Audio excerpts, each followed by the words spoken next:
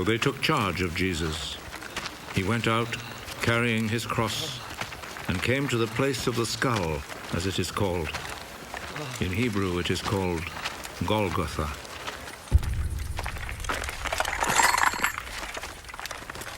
There they crucified him, and they also crucified 2 other men, one on each side, with Jesus between them.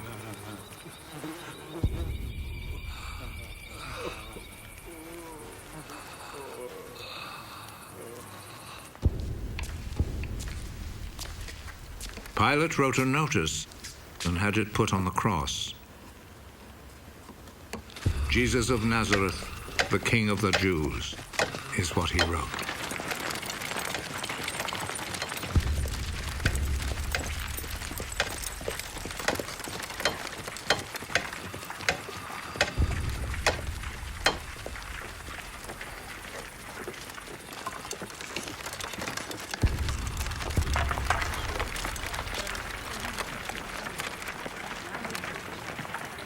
Many people read it because the place where Jesus was crucified was not far from the city. The notice was written in Hebrew, Latin, and Greek. The chief priest said to Pilate, "Do not write the King of the Jews, but rather..." This man said, "I am the King of the Jews."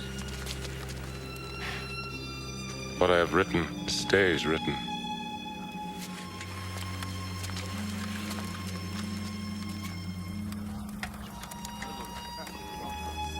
After the soldiers had crucified Jesus, they took his clothes and divided them into 4 parts, 1 part for each soldier.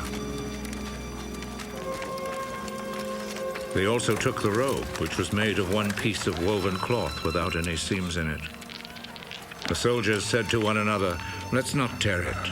Let's throw dice to see who will get it." This happened in order to make the scripture come true. They divided my clothes among themselves and gambled for my robe. And this is what the soldiers did.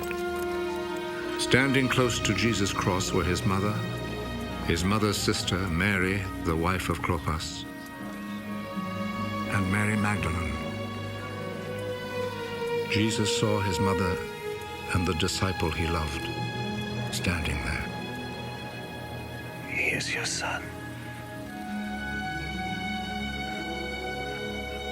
Then he said to the disciple, She is your mother. From that time, the disciple took her to live in his home. Jesus knew that by now everything had been completed. And in order to make the scripture come true, he said,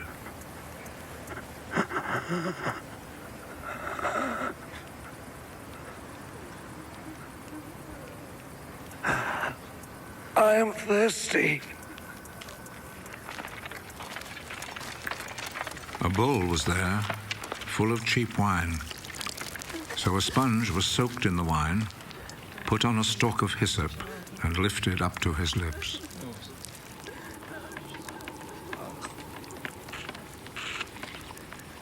Jesus drank the wine.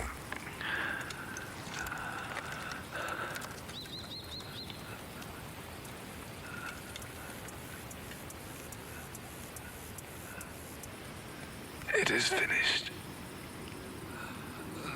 Then he bowed his head and gave up his spirit.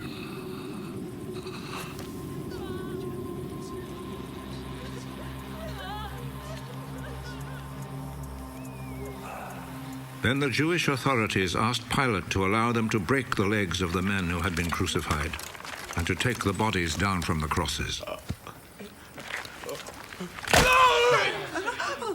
They requested this because it was Friday, and they did not want the bodies to stay on the crosses on the Sabbath, since the coming Sabbath was especially holy. So the soldiers went and broke the legs of the first man, and then of the other man who had been crucified with Jesus. But when they came to Jesus, they saw that he was already dead, so they did not break his legs. One of the soldiers, however, plunged his spear into Jesus' side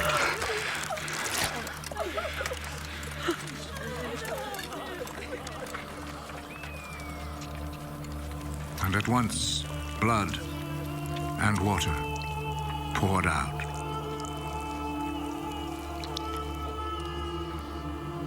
The one who saw this happen has spoken of it, so that you may also believe. What he said is true, and he knows that he speaks the truth. This was done to make the scripture come true. Not one of his bones will be broken. And there is another scripture that says, people will look at him whom they pierced.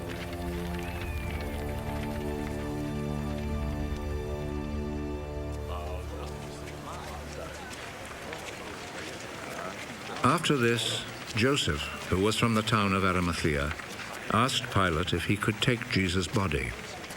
Joseph was a follower of Jesus, but in secret because he was afraid of the Jewish authorities.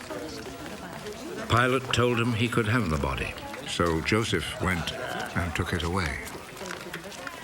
Nicodemus, who at first had gone to see Jesus at night, went with Joseph, taking with him about 100 pounds of spices, a mixture of myrrh and aloes. The two men took Jesus' body and wrapped it in linen cloths with the spices, according to the Jewish custom of preparing a body for burial. There was a garden in the place where Jesus had been put to death, and in it there was a new tomb where no one had ever been buried. Since it was the day before the Sabbath, and because the tomb was close by, they placed Jesus' body there.